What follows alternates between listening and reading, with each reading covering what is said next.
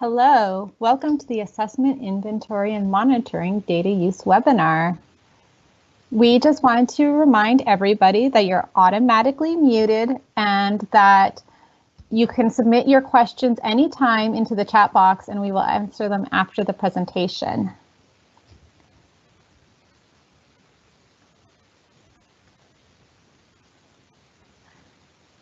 Alex, do you want to do the introductions?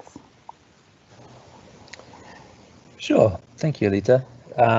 So today we have a presentation on the ecological site summaries and application condition thresholds and treatment monitoring. So this is Rachel Burke from the Agricultural Resource Service Jornada down in Las Cruces, as well as Dylan Hardy, who is an AIM crew lead in the Taos Field Office in New Mexico. So they will be discussing the Jornada and Rachel's ecological site summary tool. And then facilitating today is myself, Alex Trainer, Lita Nafis, and Lauren Price. As always, if you're joining us over the recording, feel free to reach out over email if you have any questions. Otherwise, you can type your questions in the Q&A at the end of Rachel and Dylan's presentation. So with that, I will hand it over to Rachel and Dylan. You can go ahead and share your screen.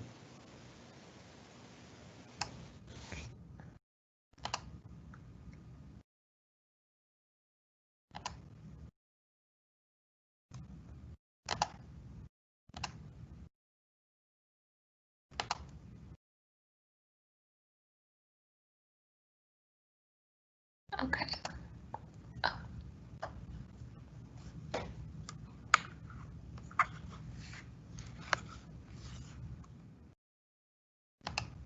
Okay. Sorry, I just got a warning I had bad network connection, but I'm hoping that this will not freeze on everyone. So hi everyone, I'm Rachel Burke. I'm an analyst and ecological site ecologist at the Jornada down in Las Cruces, and I'm a BLM science partner with the Assessment, Inventory, and Monitoring program.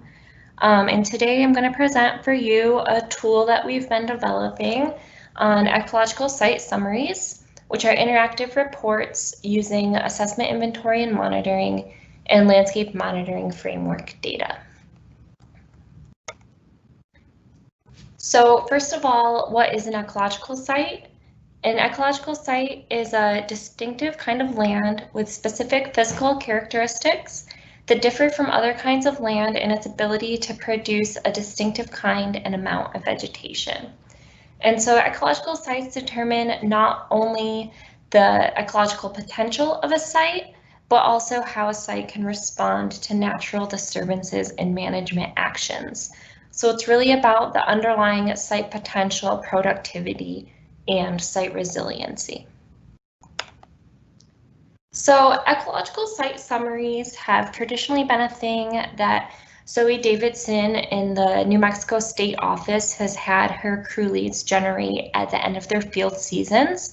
And they are just general summary reports of key AIM indicators summarized across an ecological site or across similar ecological sites, so site groups. And so this allows for comparison of indicators across sites that have similar underlying characteristics. So these are things like soil, climate, hydrology, geology, elevation, aspect, exposure, abiotic, things like that. And because these underlying characteristics are similar, variations across the plot can reflect variations in site condition rather than the underlying site potential. So this can help managers understand a range of variations across one stratum or similar strata if you're grouping across ecological site groups. And so just to give you a visual, here we have two different ecological sites. On the left, we have more of a flat, potentially a playa site. It looks like based on the plant community with a lot of alkali saccatone, we probably have high clay and potentially high salt content. And then on the right, we have more of a mountainous site. It looks like we're either on a hilltop or a mesa. A lot of exposed limestone. The soil depth to bedrock is probably very shallow. And so not only is the foliar composition of these two sites going to be very different, the distribution of that foliar cover and the vegetation structure is also going to be fundamentally different. So we wouldn't necessarily want to lump these two plots together if we are averaging things like bare ground and foliar cover across the sites. So here comes the site summary tool. So this can essentially create these key indicator summaries within similar strata. And so this is an interactive report. It's an HTML document that uses an underlying R markdown script. So while you do need R to generate the report, once it's generated, it's a standalone document. And it includes plot metadata and maps, summary figures, and summary tables. And because it is a standalone document, you could download it and stick it on your tablet if you wanted to bring it out in the field with you. If you're doing something like a rangeland health assessment, but without internet, some features like the map are going to be disabled, but you'll still be able to see the general summary reports. So we have things summarized in figures as well as tabular format, and the figures are going to include species cover, functional group cover, so that's going to be species grouped by graminoid, forb, shrub, subshrub, tree, and succulent. Sage grouse indicator cover, which will include preferred forbs, sage grouse groups, and sagebrush cover. Species grouped by their noxious status. Ground cover, so that's going to include bare soil, litter, rock cover, and total foliar cover. Canopy gap cover, so percent cover by canopy gap size class, and then soil stability ratings. And then these same indicators are provided in tabular format, both by plot, so that's essentially going to give you the same information as Terradat gives you, but for simplicity, we have it side by side with the percent cover averaged across the ecological site. And this also will include minimum, maximum, and standard deviation. And then we also have included a table of trace species. So those are going to be species that were encountered on a plot, but were low enough abundance that they were only detected in the species inventory portion of the core methods. They were not detected in line point intercept. And then these tables can be filtered within the tool, which I'll demonstrate in a couple minutes, and directly exported to Excel. So some applications for this tool, it can be used in conjunction with the new technical note guide to using AIM and LMF data in land health evaluations and authorizations of permitted uses. And more generally, it can be used in grazing permit renewals, vegetation treatment planning and evaluation. And Dylan's going to go through a case study on how he's used the tool for this in the Taos field office. Can be also used for seed menu development for ecological restoration and reclamation, and can help you determine ecological states of certain plots. So that's going to be your departure from your reference ecological condition if you do have state and transition models developed for these sites. And so to obtain this report, if you want to run the report yourself, it does require basic R skills. It's only a few lines of code, so someone who has barely used R should still be able to do it. But if you don't have that capability, you can request the report from me just by sending me an email.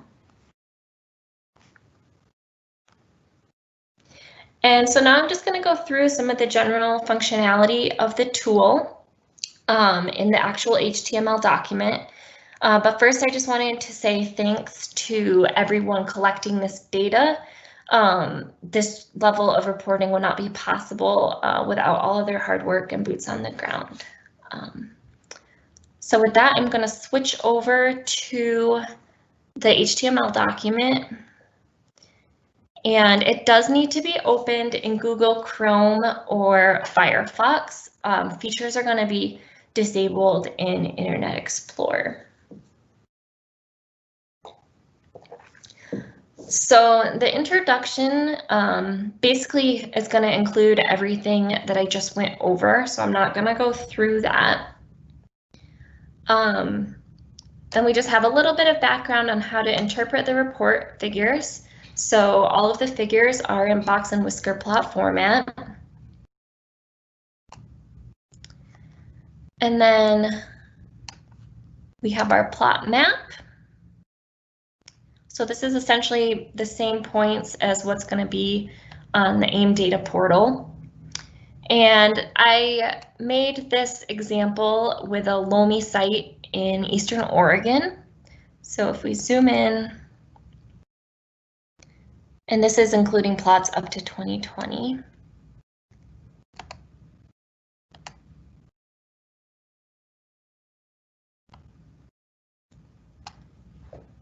So if we zoom in, we can see the distribution of the ecological site that we're summarizing. And then you can hover and click and see that it's a Loamy site. And it will also give the ecological sites of other points on the map as well. And this is the feature that will not work if you are viewing this without internet.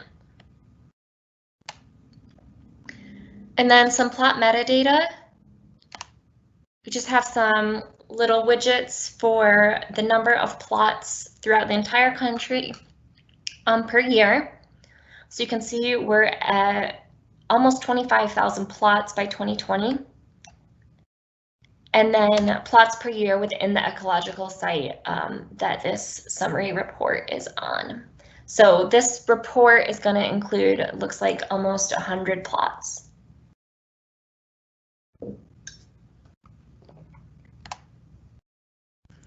And so now we get into the figures and tables. So everything for species cover, ground cover, vegetation, gap, and soil stability, it's all going to be in the same format. So I'm just going to go through a couple of them. So our species cover figures, you can see we have functional group, noxious, individual species, and sage-grouse indicators. And then broken up by graminoid, forb, subshrub, shrub, tree, and succulent.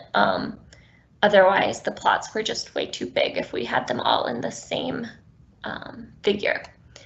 So if you wanted to just use this for data exploration, we have interactive features. So you can hover and see, here we have a specific plot, and you can see the species is Bromus tectorum, and then the percent cover and noxious status. So you can see we've got a lot of birdie on this plot, or across this ecological site. But obviously this isn't going to be the best format if you wanted to, say, include this in a NEPA document. So we have static figures as well, which are a little bit more report friendly. And so you could just save or copy that image right into a report. So it's going to be the same for our noxious and non-noxious, our cover by species, and then our sage-grouse indicators. And for all of these, again, you can see the primary key, plot ID, species, species code, sage-grouse group, percent cover, and noxious status.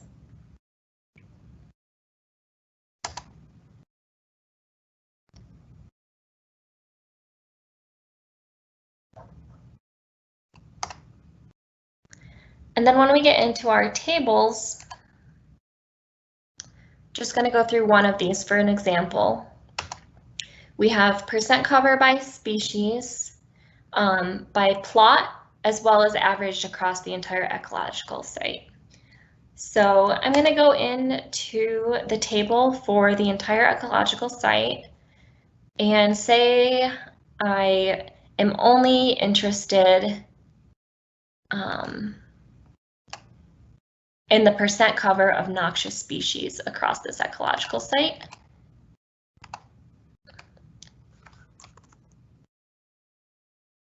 So here I have noxious, yes, and the percent cover for all of these noxious species here.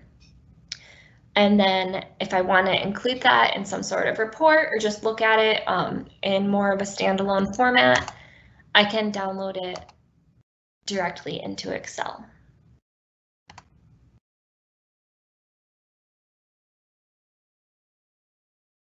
And there I can see that all here.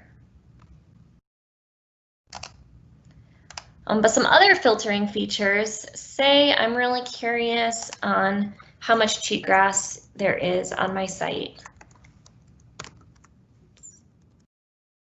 So here I filter to Bromus tectorum, and I have my average percent cover here. A little over 23% is the average cover of this species within this specific ecological site.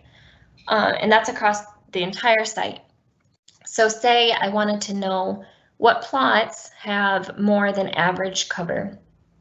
I can go into my by plot table, and you can't see, but I am typing in birdie in here. And then say I want to filter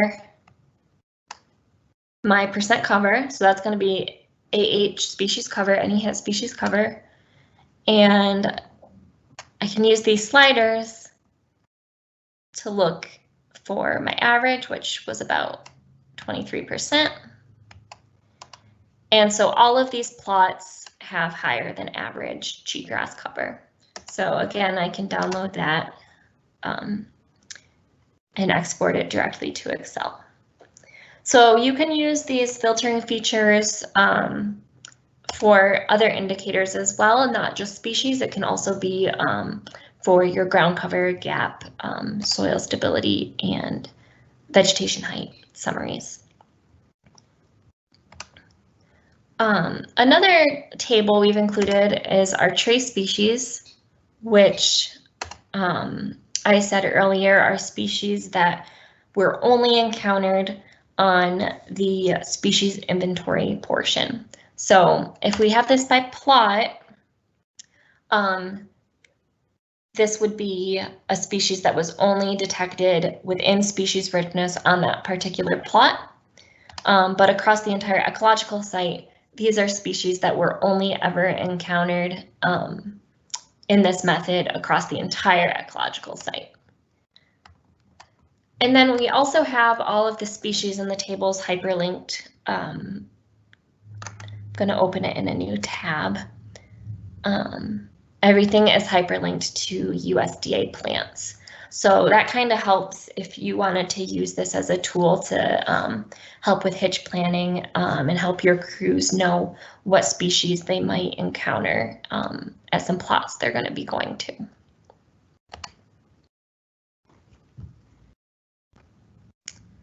And then again with ground cover, we have our interactive features and our static features as well. And then the same filtering features in each table. So I think this is really helpful if you wanted to see something like plots where you might have a higher than average bare soil cover. So here we have our average 26%, and then I could go to bare soil and again use this filtering feature and pull out all of these plots. So these might indicate problem areas, some sites where you might want to send an ID team out to, just potential future issues to keep an eye out for. And so I'm not going to go through all of these because they are all in the same format, and this is going to be on SharePoint if people want to play around with this example, or if they want to try to run this themselves.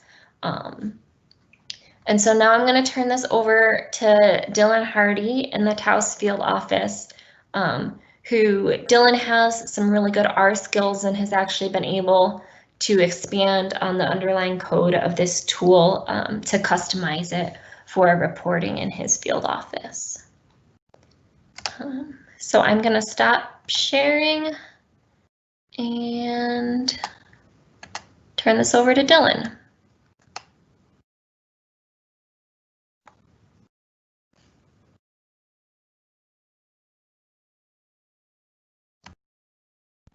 All right, hello. Oh no, I'm getting bad network quality too. Great. So my name is Dylan Hardy. I'm an AIM crew lead out of the Taos BLM field office. And I'm going to talk to you guys today about some applications of the tool that Rachel just went over and how it applies to generating condition thresholds and treatment monitoring. So just an overview of what I might talk about today, condition thresholds,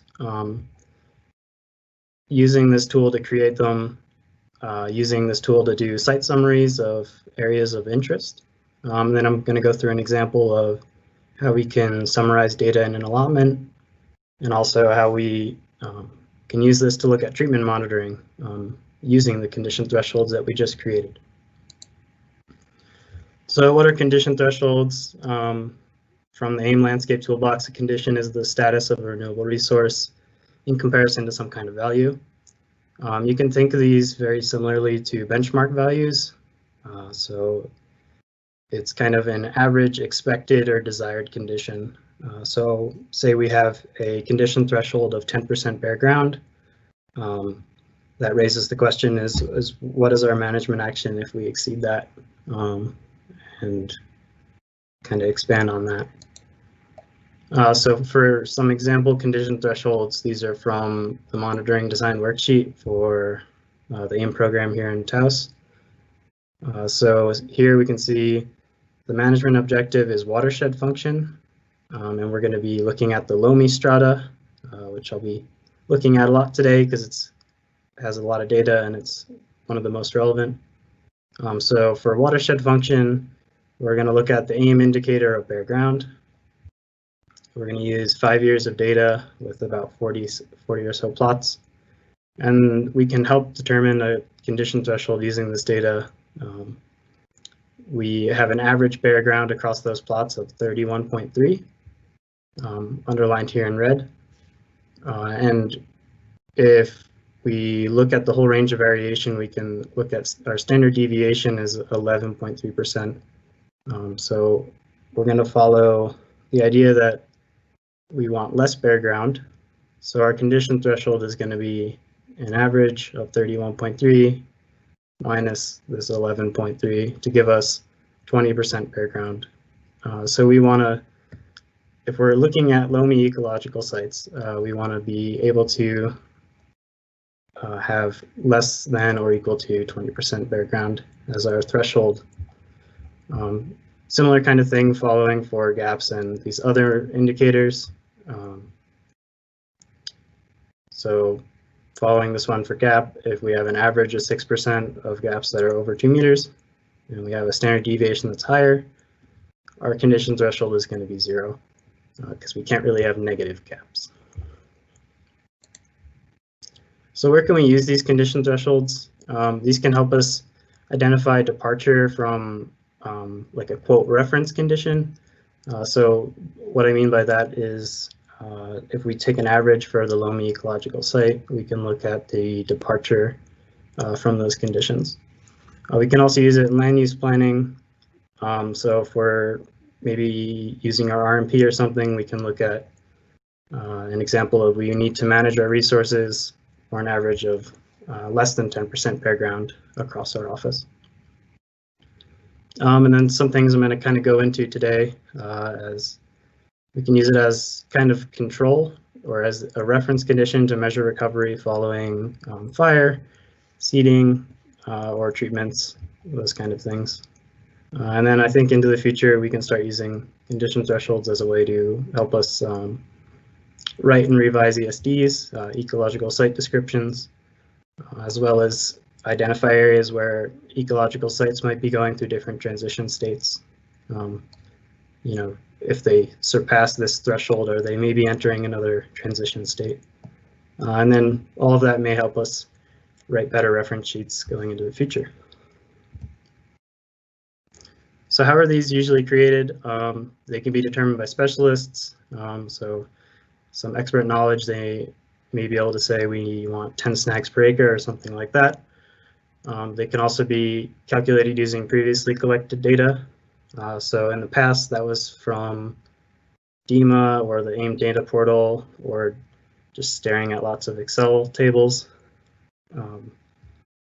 Or we can pull them from maybe reference conditions from ESDs or from rain sheets. But in New Mexico, as Rachel mentioned, we've been using ecological site summaries based on annually collected AIM data to create these condition thresholds for each ecological site in our offices. So I came up with the issue of, well, I need to generate condition thresholds for my Loamy ecological site, but when I generate the report using Rachel's tool, I get data from AIM plots in a whole bunch of other field offices, and I only want AIM plots in the Taos field office boundary. So the solution is to filter out plots in the Taos field office, and kind of had to figure out a way to do that. So for a visual here, this is what happens when I look at all Loamy plots in this ecological site. But with this very accurate Taos field office boundary, I want all of the plots to the right side of the blue line. Those are the plots I'm interested in. So I can run some R code in addition to Rachel's ESS tool. And for those interested, basically you join Metadata and LMF with join them together so you have lat longs, so it becomes a spatial feature. You turn them into a spatial feature. You read in your shapefile of interest, which is the Taos field office boundary, and then we intersect those so that we only get plots in the Taos field office boundary. So what we get is similar to the reports that this is pulling from Rachel's ESS tool. We can look at some of these core indicators, or indicators that we're collecting with the core methods that we're interested in for making condition thresholds. So as Rachel showed, you can filter by an ecological site, and then we can download the table into Excel. So just to show, these are all our Loamy plots across New Mexico for that ecological site. We have 127, but if we filter out all of the plots that are outside of the Taos field office, we can end up with 100 or so. So by filtering out just for the Taos field office, we can get condition thresholds that are more fit to the office's needs. So I came across the second issue here is that I want to create condition thresholds for this Loamy ecological site, but I want to exclude the treatment areas from the calculations so I can keep my data consistent, and also to use these as reference conditions. So the solution there is I need to filter out by the Taos field office like I just did, and then I want to filter out all of the plots and treatment areas. So for a map of this is all the Loamy plots in the Taos field office here in the yellow boundary. I want all of the plots except for the ones that fall in these blue areas here. So we do more R code magic, where you read in two different shapefiles for data to include and data to exclude, intersect those with Metadata and LMF again, and then convert those back into data frames. So what we end up with is our most revised condition thresholds that are going to be most accurate for our needs. So here are the condition thresholds we just generated. There was 102, but if we filter out all of our treatment plots, we end up with 54. And as you can see, there's a difference in all of the condition thresholds by filtering out plots. So we get the most accurate data that we need to start using these to look at monitoring. Great. So now that everyone's totally confused, I'm going to go through a simple example here of how we can use the CSS tool for something like a small allotment. So here we have an allotment in our field office, and we want a summary of the AIM data in it. We want to retain the option to group by ecological site in case we're interested in comparing with condition thresholds. And we also just want that same style report that Rachel just showed us for the permit file, because it gives us an idea of the whole range of variation across the allotment, gives us species lists. We can identify areas or plots that maybe aren't meeting the standards that we're interested in. And we also get, a map of the allotment with where the AIM plots are located. Just kind of simplifying that. So this is what it'll look like. So we have a site summary of AIM data in an allotment to keep it simple. And we can look here at our plot information. So there are 6 AIM plots in this area of interest, and these were surveyed between 2014 and 2019. We can look at the indicators measured by core methods across that entire area if we're just interested in that. We can look at things like bare soil cover is an average of 31% across that allotment based on the 6 AIM plots. We could also filter these by ecological site. So going back to our Lomi site, we can now look at these values and compare them to condition thresholds, or maybe reference conditions from a Lomi reference sheet.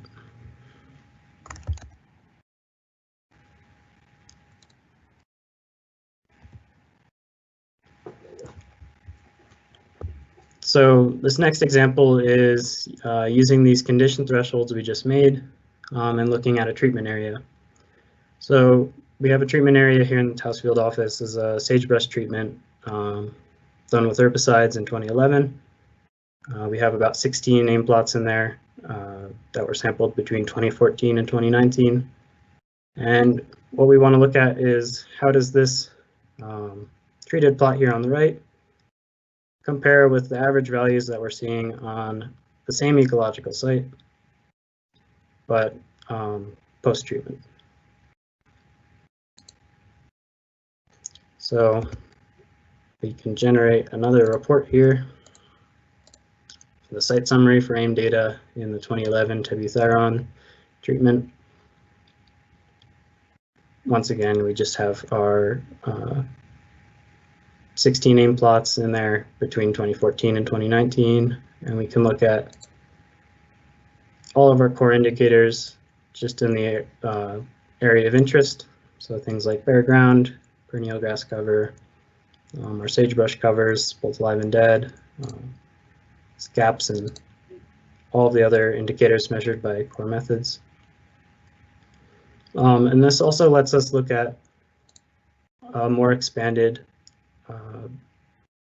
view of the data that Rachel just went over, where we have a map of the treatment area where all the plots fall, and we can look at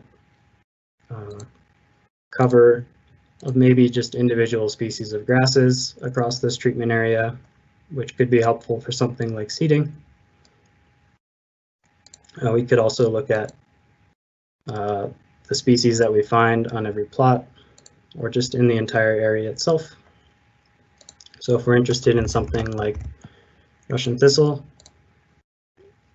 We can see that Russian thistle occurs on multiple plots in the area of interest, which is this treatment area, which could help us identify areas where we might need to do additional management.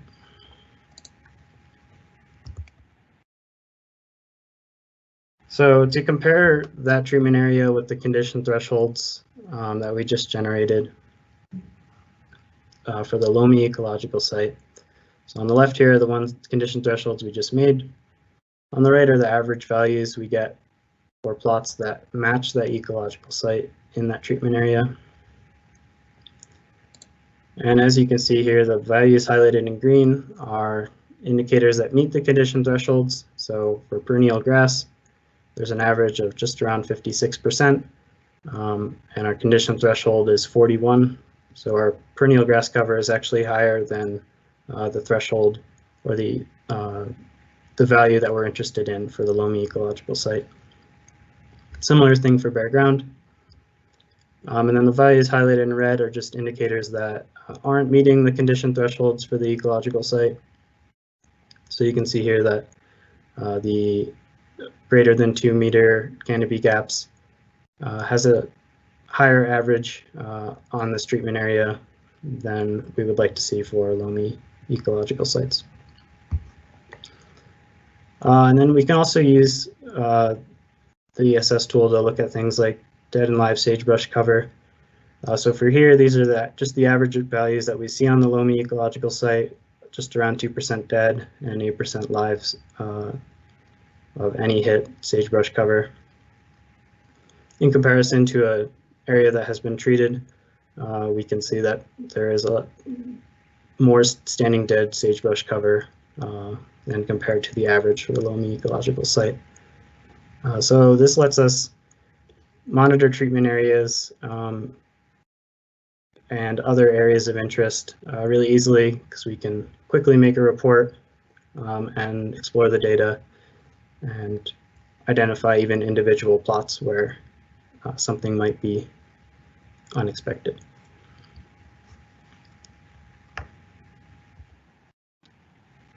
So Rachel kind of touched on this as well, but if I want to do this on my own, what do I need? You'll need RStudio, at least to do some of these kind of more technical analyses, or someone who's R savvy and could do it for you.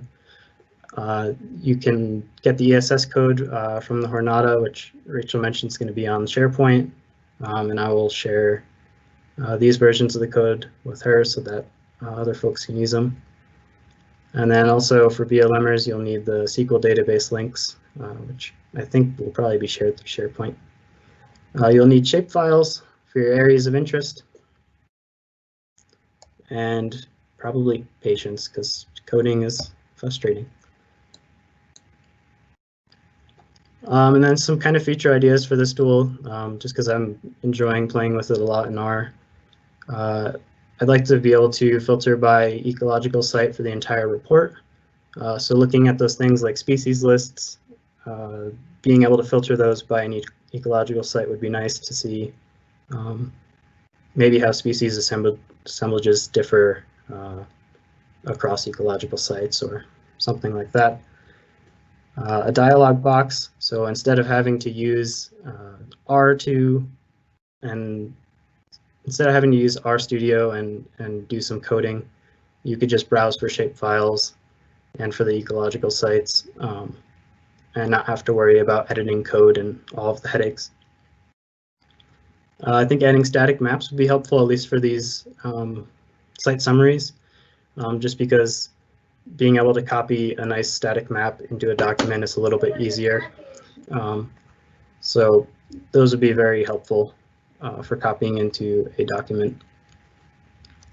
Also using cloud stored shapefiles, so all of those boundaries that we have on our ArcMap documents, such as allotments or RIPs or administrative boundaries like counties or field offices, being able to use those and just quickly pull up these ESS style reports would be incredibly helpful. And then maybe down the line, integrating this into the AIM data portal where you could pull a shapefile in and it spits out one of these reports for you. So with that, I leave it to questions.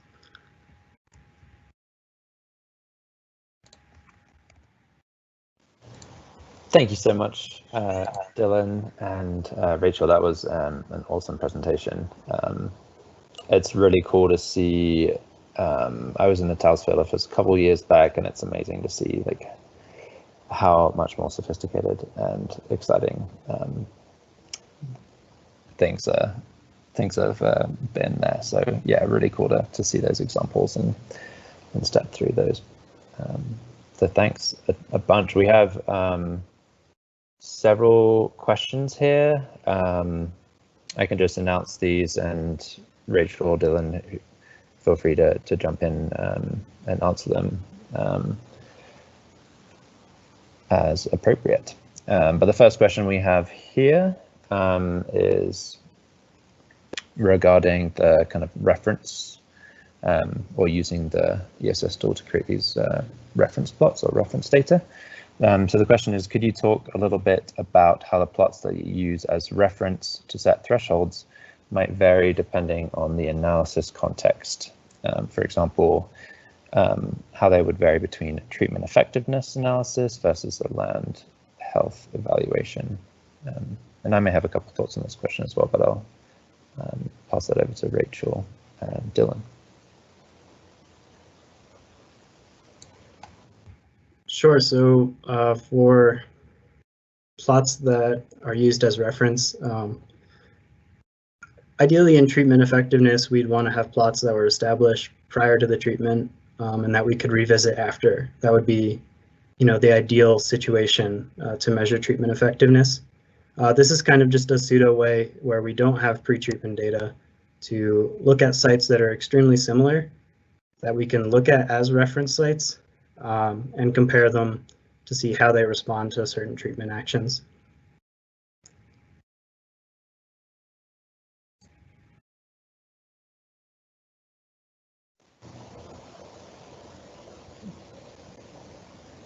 Thank you, Dylan. Rachel, did you have any thoughts on that?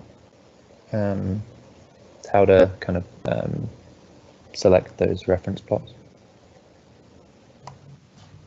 I mean, I haven't really used the tool for that, so I don't have too much to say on that. So Alex, if you have any thoughts, take it away. Sure, yeah, I think, I mean, yeah, I kind of just echoing what Dylan said, but I think I think the big thing to keep in mind is that whenever you are kind of using the AIM data or these summaries to create condition thresholds, just bear in mind that there are some assumptions that, that AIM data is not perfect. It's not reference conditions. So having a large sample size and a large spatial distribution can actually help with that, because you get a bit more of the AIM data is able to represent kind of the natural variability within that ecological site, and therefore can kind of act as that reference a bit more accurately. So sample size is something to keep in mind. And then your question relating to kind of different analyses, I think, yeah, along the lines of what Dylan said, again, just being sensitive to what your management objectives are, and if that set of data can help answer that question. So for like a treatment effectiveness, I think you might be more interested in like a specific desired condition of that treatment effectiveness, whereas land health evaluation, you're kind of, it's a bit more general, broad. So yeah, I think it kind of depends on your monitoring objectives, but yeah, always bearing in mind that there's some assumptions that those AIM plots, they're not going to be in perfect condition. They're not really reference condition. They're still just kind of a proxy and a best kind of the best available data for that reference condition, but they still have, have had some level of disturbance on them. So kind of a long answer, but hopefully that helps. So the next question here from Anonymous was, and I think this is probably more for Dylan.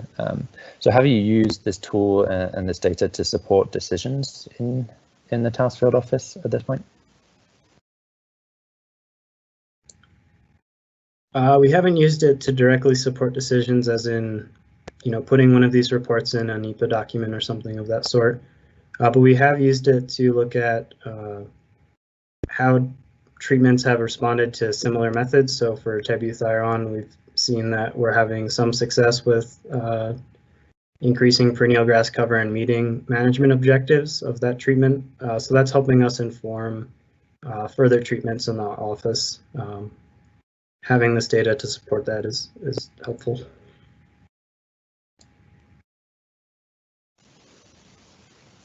Definitely. Yep.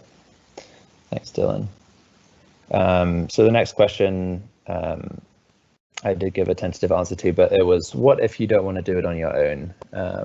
Is there someone I can ask to help to get one of these reports in my office? And I put in there, I'm always happy to help with this. I love, a big R nerd, and always happy to help with reports like this. And it looks like Rachel also mentioned in there. Do you have any follow-up on that, Rachel? Yeah, so in the document that is currently on the SharePoint, which there's a few different versions of the underlying script floating around. So this one is a little bit different than the updated one that I'm going to be posting on the SharePoint very soon. But there is a link to a template.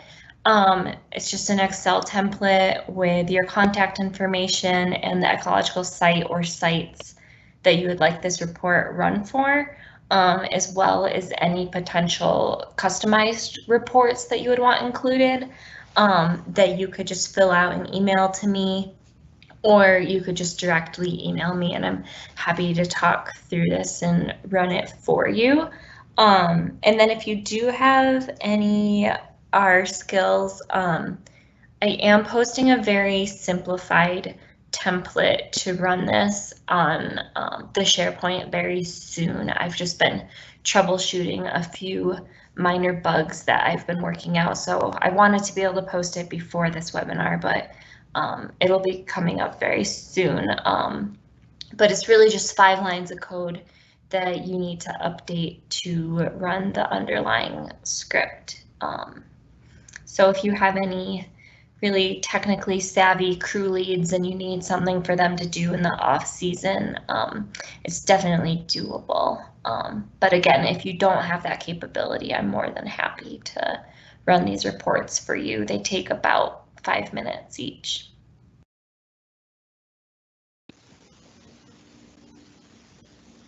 Awesome, thank you, Rachel.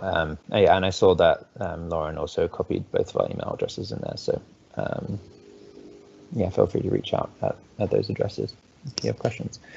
So I think there's one more question. This is just a last call. If you do have a question for Rachel or Dylan at this point, please type that into the Teams Q&A and we can try and get that answered now. And I think the last question that we have on here right now is just, this is kind of along the similar lines, but would Dylan be willing and or able to share the code used for the allotment treatment analysis, or is there a template that others can experiment with? Yeah, absolutely willing to share it. And it's really just the modifications that I had there in the PowerPoint are just thrown into Rachel's code. But I think I'm going to pass it on to, I guess, her and probably Alex, so they can distribute it the best way. I'm not sure the best way to do it.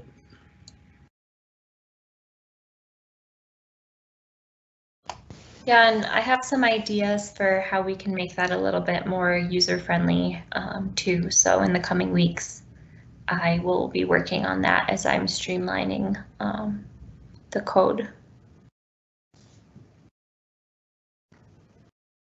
And one thing I did not mention is that the code connects directly to the AIM pub database. So every time you run it, it would be connecting to the most up-to-date data. So whenever the last big data ingestion was, it'll include that.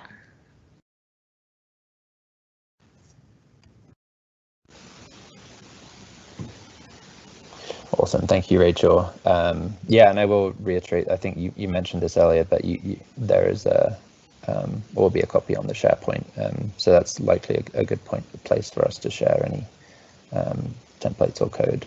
But yeah, feel free to reach out to any of us if you are interested in that stuff. So I think that's all the questions we have here. So yeah, I just want to say a huge thank you again to Rachel and Dylan for presenting on this. Really cool tool and really awesome to see it getting used in the field. So thank you so much. So with that, I will pass it over to Alita to close. Just have a couple additional slides here. Thank you, Alex. Go ahead and continue to type in questions if you think of any in the next couple minutes. We just wanted to remind everybody that this recording and our previous recordings are available on the AIM SharePoint. And if you scroll down, you'll see the recordings available, and future upcoming data use webinars are also on the AIM SharePoint, a little higher, I think, than the recordings. And the upcoming webinars are also available on our external aim.landscapetoolbox.org website, and you can get the links to the live stream events in both of those locations. And so next week, we are going to have Weeds and Desert Tortoise in the Southern Nevada District Office with Laura Cobelt. So that should be an exciting presentation. Thank you very much for joining us today. And Alex, are there any remaining questions? Yeah, thanks, Lee. It looks like there is actually just one more question. Asking if you need the condition thresholds, or can you skip that? Yeah, to run the tool, do you need those condition thresholds? No, so the only thing you need to run the tool is the pre-identified ecological site. But it looks like to use it in the way that Dylan has applied it, you would need those values.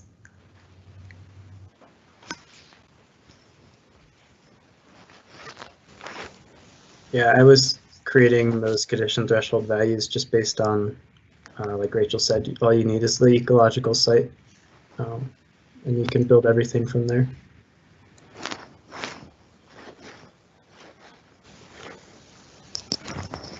Awesome.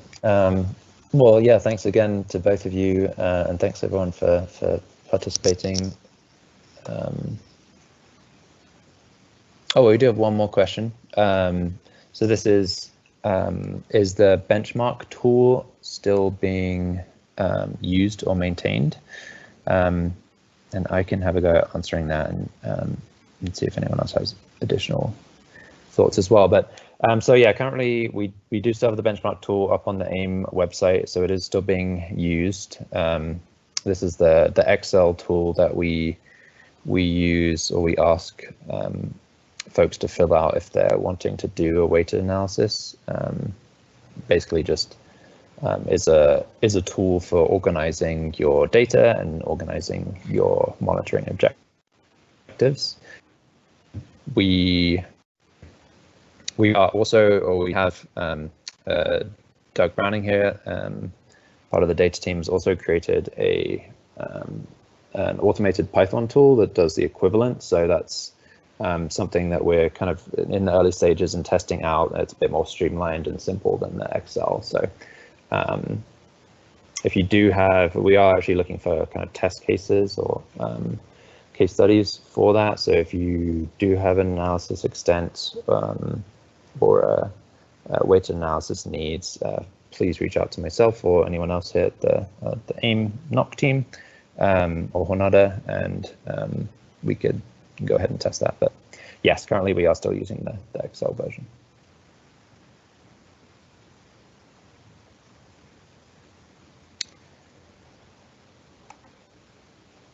So if anyone doesn't have any more comments, just yeah, thanks again for the great presentation. I really appreciate that. And we'll see you all next week.